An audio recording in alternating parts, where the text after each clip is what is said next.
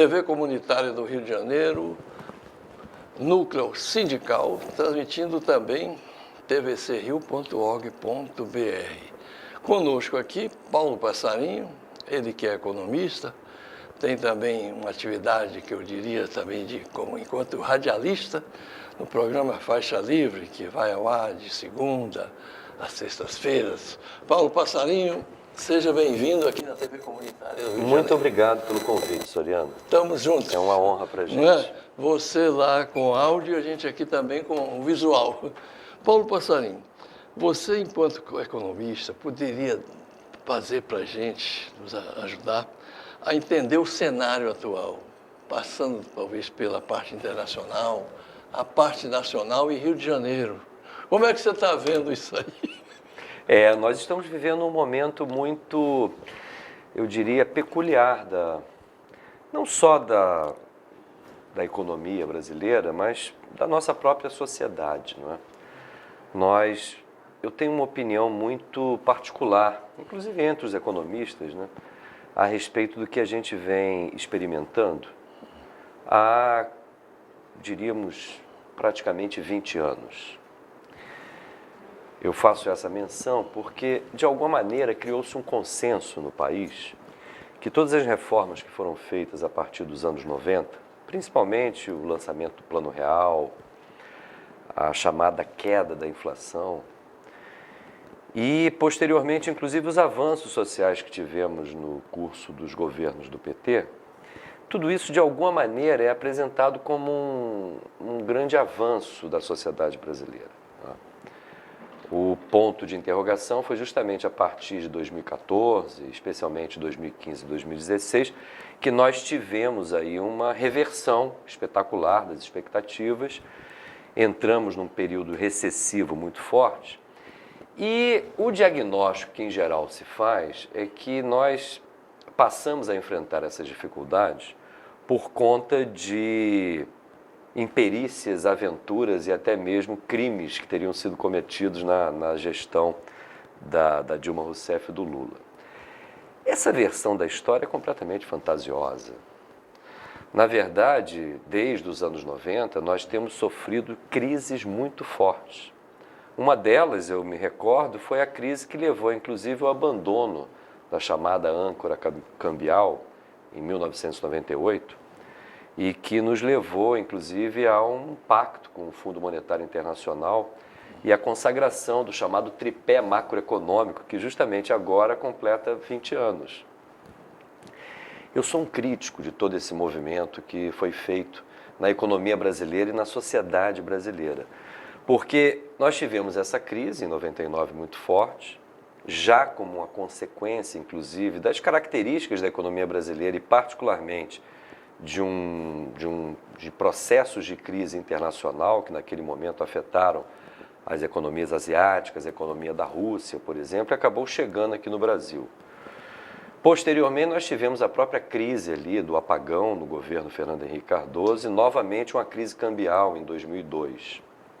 Ocorre que naquele momento houve a mudança de governo, foi justamente quando o Lula foi eleito em 2002 e tomou posse em 2003, só que naquele momento a economia internacional entrava num momento muito auspicioso, puxado pelo crescimento chinês principalmente. Nós tivemos uma valorização muito forte das commodities. E isso propiciou, apesar do governo Lula ter mantido o tripé macroeconômico, isso propiciou uma margem de manobra muito importante para o governo. Inclusive, é oriundo dessa época uma série de medidas que foram tomadas e que ajudaram muito a vida dos mais pobres e miseráveis. Eu destaco a adoção do programa Bolsa Família, outros programas importantes como Luz para Todos, o próprio Reúne, que injetou recursos na área do ensino universitário público, ou mesmo o ProUni, que eu tenho muita crítica a esse programa, mas ele propiciou a entrada de uma geração de jovens pela primeira vez nas universidades particulares. Ao mesmo tempo, nós tivemos aí uma melhoria muito significativa do salário mínimo. Então, tudo isso ajudou a acreditarmos que o caminho, de alguma maneira, era esse, o caminho da economia brasileira, porque propiciava, inclusive, alguns ganhos sociais. Só que isso estava muito sustentado por um processo de favorecimento das nossas exportações, commodities agrícolas e minerais, que nos deram justamente essa folga. Após a crise de 2007, 2008, onde inclusive a intervenção do governo foi muito importante para segurar os efeitos da crise, o que nós tivemos, especialmente a partir do primeiro mandato da presidente Dilma, foi novamente as pressões dos setores que são dominantes. Que setores são esses? São bancos e multinacionais. Os bancos e multinacionais, por exemplo, exigiram determinadas medidas do governo Dilma e ela adotou essas medidas, que posteriormente são, inclusive, apontados pelos críticos liberais como deformações na gestão macroeconômica.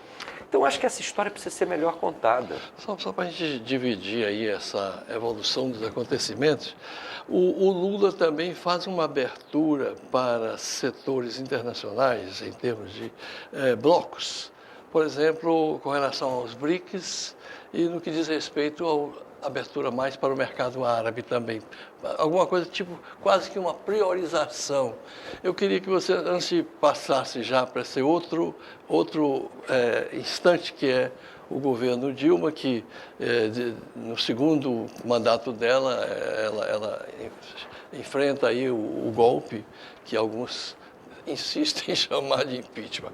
Mas fala um pouquinho dos BRICS, da importância disso, para que ponto reflete sobre a economia brasileira e se a gente realmente chegou a pagar a dívida externa no governo Lula.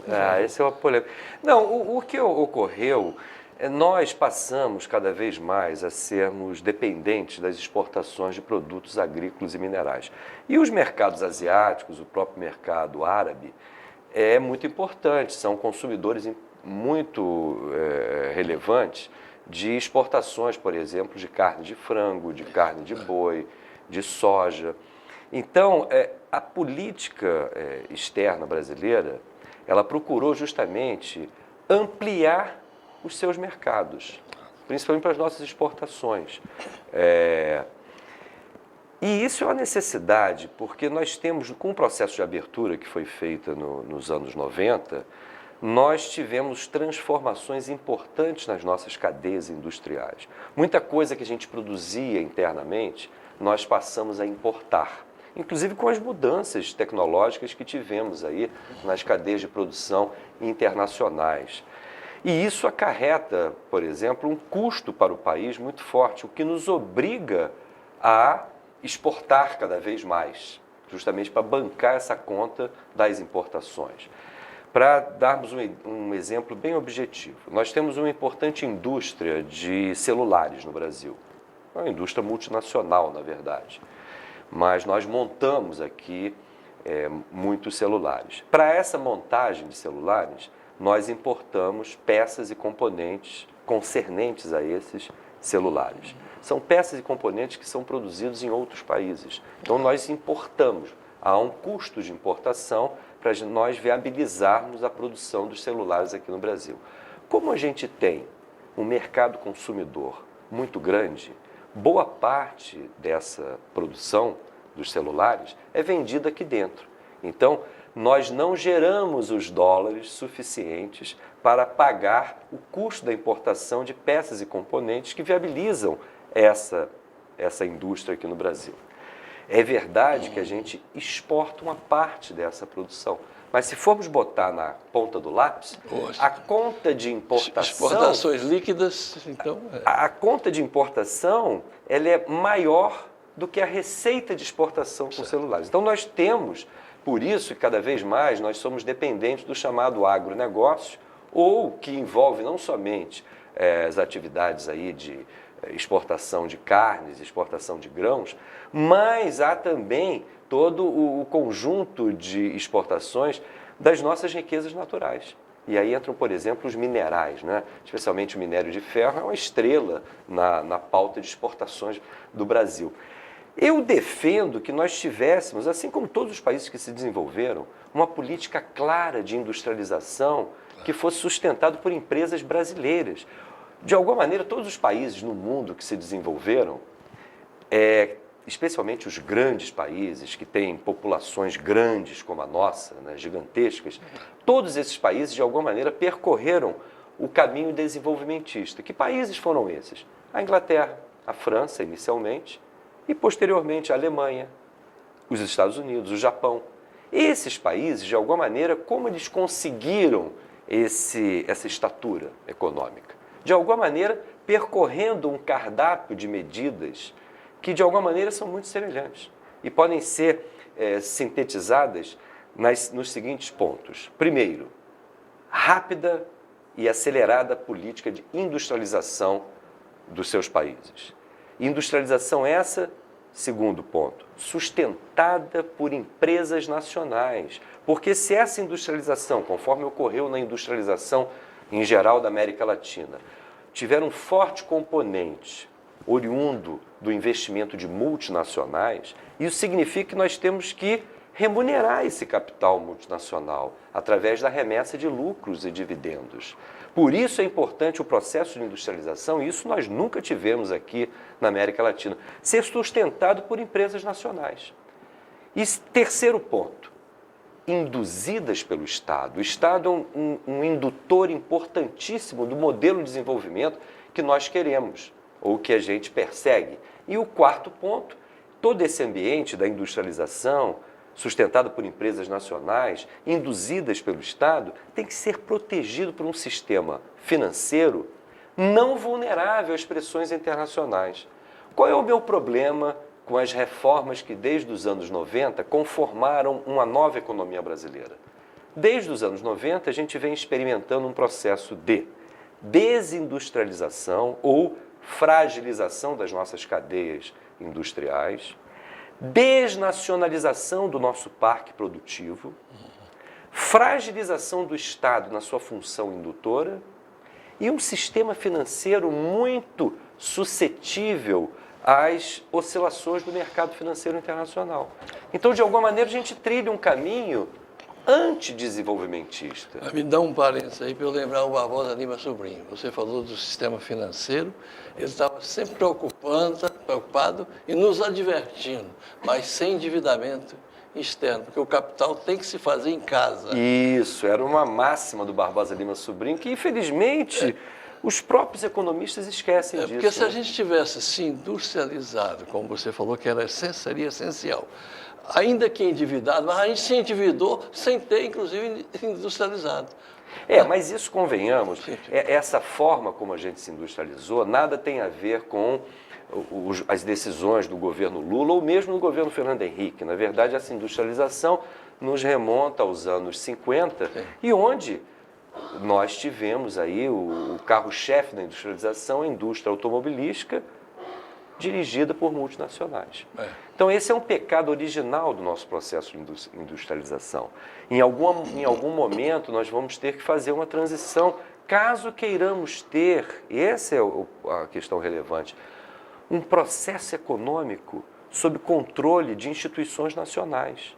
Cada vez mais nós estamos abrindo mão da dinâmica do desenvolvimento do nosso país em prol dos movimentos internacionais, especialmente das grandes multinacionais sustentadas pelo sistema financeiro internacional. Não é à toa que nós temos uma dependência tremenda, por exemplo, das orientações do Fundo Monetário Internacional, mesmo com as reservas elevadíssimas que nós temos. Reservas internacionais que poderiam nos dar uma margem de manobra, inclusive para pensarmos políticas alternativas. O que eu lamento nesse momento é que a discussão sobre política alternativa desapareceu.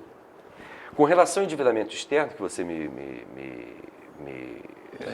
questionou, me lembrou, houve uma mudança muito grande daquele dilema da dívida externa dos anos 80, por exemplo, para o quadro que nós temos hoje. O endividamento externo que nós tivemos nos últimos anos é principalmente o endividamento externo privado. Existe o endividamento público, mas esse endividamento público caiu muito. Inclusive, a nossa própria parcela de dívida com o Fundo Monetário Internacional, ela foi saldada.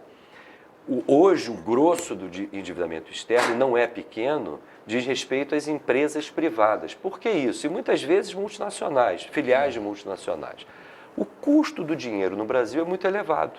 Então, todas as empresas que possuem uma articulação internacional, é um grande negócio captar recursos no exterior, trazê-los aqui para o Brasil, aplicar no Tesouro Nacional, por exemplo, e viabilizar outras operações que, em geral, essas empresas podem fazer, inclusive operações de crédito.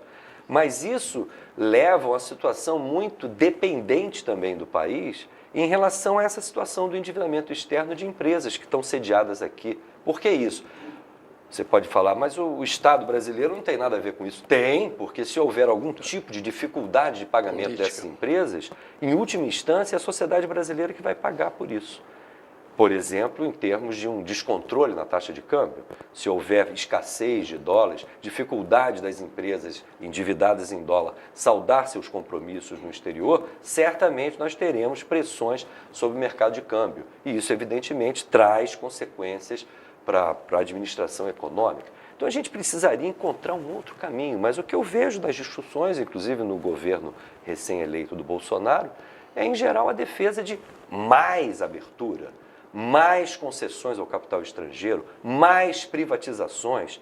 Soriano, desse modo, nós estamos destruindo qualquer capacidade de pensarmos no Brasil como uma nação soberana. Nós estamos cada vez mais incrementando uma espécie de neocolonialismo. É isso que a gente precisa deter, no meu ponto de vista. Passarinho, me ajuda você que é mestre, tem melhor a metodologia. Essa questão do endividamento privado, que gera endividamento externo, seria mais ou menos assim, para o telespectador depois complementado pelo professor, uma empresa multinacional adora, por exemplo, o terceiro mundo, principalmente o Brasil, porque aqui ela se obriga a fazer a filial endividar. Então ele falou, por exemplo, das remessas de capitais para o exterior, mas ela também, mesmo não dando lucros em forma de remessa de lucros, ela é obrigada a pagar juros sobre a dívida que ela tem aqui, a filial com a matriz. E essa daí o governo não tem como obrigá-la a pagar. Será mais ou menos isso, pastor? Você está coberto de razão. Existe essa ligação umbilical das filiais com as matrizes, existe uma lógica econômica, inclusive, considerando que o custo do dinheiro no Brasil é elevadíssimo, e isso é um detalhe muito curioso, porque se a gente conversa com os economistas liberais a respeito desses 20 anos do tripé macroeconômico, eles vão afirmar que o lado monetário e o lado cambial vão muito bem, obrigado. O problema todo é que o governo gasta muito, há um problema fiscal no país. Esse tipo de abordagem não corresponde à realidade. De 1999, justamente após a crise cambial que o governo Fernando Henrique sofreu, nós fizemos um acordo com a FMI, onde foi instituído, inclusive, o chamado tripé macroeconômico. Uma política monetária baseada em metas de inflação, uma política cambial, um regime cambial flutuante e metas de superávit primário. Qual é a lógica? Metas de superávit primário significa que o governo se compromete a não gastar tudo o que arrecada. Ele precisa fazer um superávit, justamente uma folga nas contas, para, com esta folga, pagar uma parte da dívida e, com isso, abatê-la. A dívida em títulos que o governo tem. Veja que curioso. Em 1999, a dívida em títulos estava na casa dos 300 bilhões de reais. E de 99 a 2013, em todos os anos, inclusive o governo Lula foi muito disciplinado nessa meta, ele aumentou... Cumpriu o receituário também. Mais do que cumprir, a meta que vigorava para 2002 era de 3,75% do PIB, a meta de superávit primário. O governo Lula, para oferecer segurança ao mercado, elevou essa meta para 4,25%. E durante todo o curso dos governos de Lula, e mesmo de Dilma até 2013, nós fizemos metas relevantes de superávit primário, ou seja, nós economizamos dinheiro do orçamento para pagar a dívida. E o que aconteceu com a dívida? A dívida evoluiu da casa dos 300 bilhões para 4 trilhões.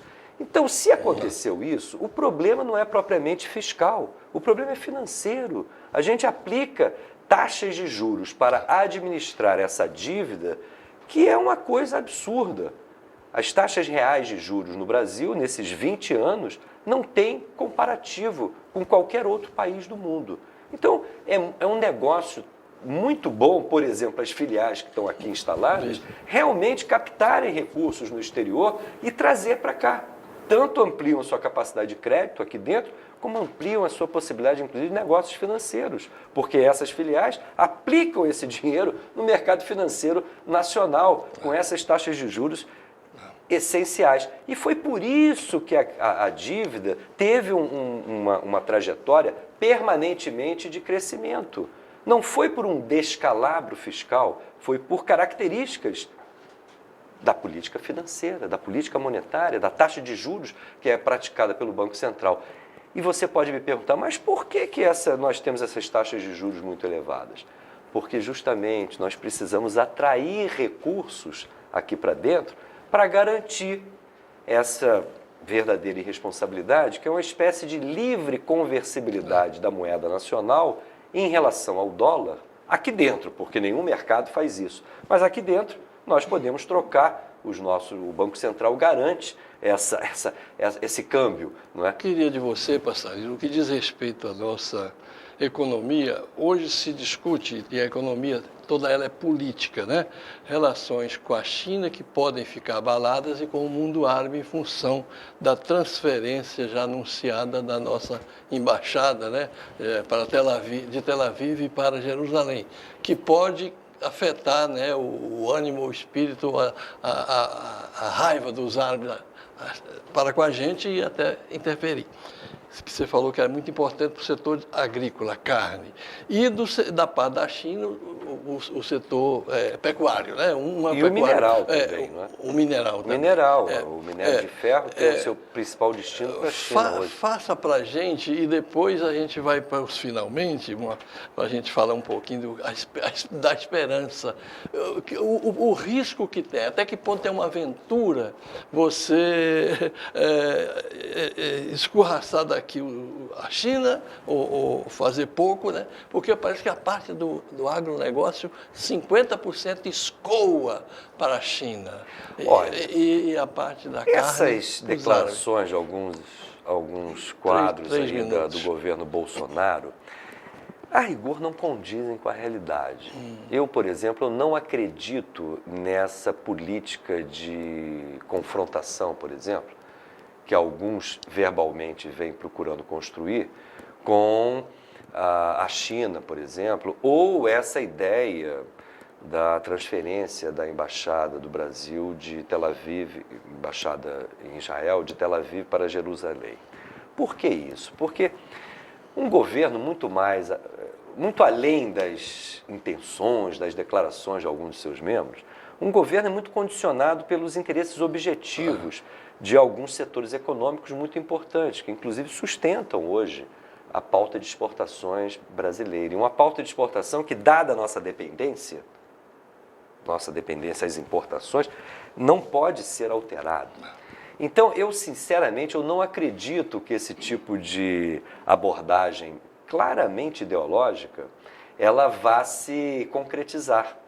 Isso é uma espécie de... Eu espero que seja isso, até porque quem irá se prejudicar, além do país como um todo, em função da sua dependência externa, quem irá se prejudicar principalmente são setores que apostaram alto na própria eleição do Bolsonaro. O agronegócio, o setor mineral exportador, até mesmo os setores industriais, as multinacionais, que você não abordou a questão do Mercosul, mas essas autoridades vêm também, o próprio Paulo Guedes já andou falando barbaridades, mostrando um desconhecimento elementar sobre o que representa para a balança de exportações brasileira o Mercosul. Na verdade, os produtos industrializados brasileiros têm principalmente saída para a Argentina e para os demais países da América Latina. Especialmente o Mercosul é muito importante para a indústria automobilística. Então, querer fazer alterações, menosprezar os países árabes, a China ou o Mercosul, é algo completamente nonsense. Não tem nenhuma coerência com os interesses objetivos dos setores exportadores. E são esses setores que irão cobrar, na verdade, uma mudança nas intenções do governo Bolsonaro. Sinceramente, eu acho que determinadas iniciativas do governo Bolsonaro têm muito mais o objetivo de criar uma certa confusão e, de alguma maneira, inclusive, desviar a atenção da opinião pública, do debate nacional para essas questões, ao passo que, ao mesmo tempo, existem questões muito graves sendo conduzidas. Por exemplo, essa história da privatização ampla, geral e restrita do setor de infraestrutura do país para multinacionais, eu, sinceramente, há uma participação relevante dos militares no governo Bolsonaro. Fala-se muito de uma certa racionalidade militar, inclusive com uma visão estratégica sobre o setor de infraestrutura. Sinceramente, eu espero que o bom senso prevaleça. Não há país, ainda mais do porte do Brasil, que abra mão do seu setor de infraestrutura em prol de estrangeiros. E ainda mais os militares têm todas as condições de compreender isso. Se houver algum tipo de conflito militar, eu espero que não haja, com algum país, o Brasil não pode ficar dependendo na área do petróleo ou da área da energia como um todo, na área dos transportes, ficar dependendo de empresas estrangeiras. Isso é uma completa falta de tato estratégico com questões elementares para um país soberano. Maravilha. Então, acho que tem muita coisa, Soriano, nesse governo Bolsonaro que nós vamos ter que olhar com mais cuidado. Sim.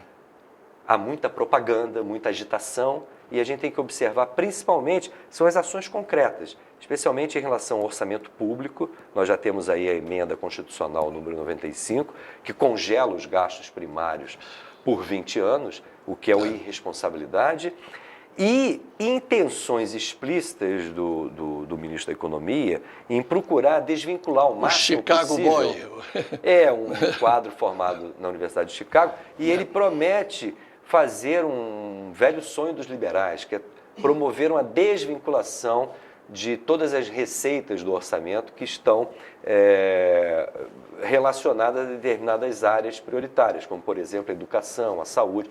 Você sabe que a gente tem percentuais mínimos de aplicação do orçamento em algumas áreas. Os liberais odeiam isso. Por quê? Os liberais querem a livre possibilidade de administrar o orçamento, especialmente para fazer despesas financeiras.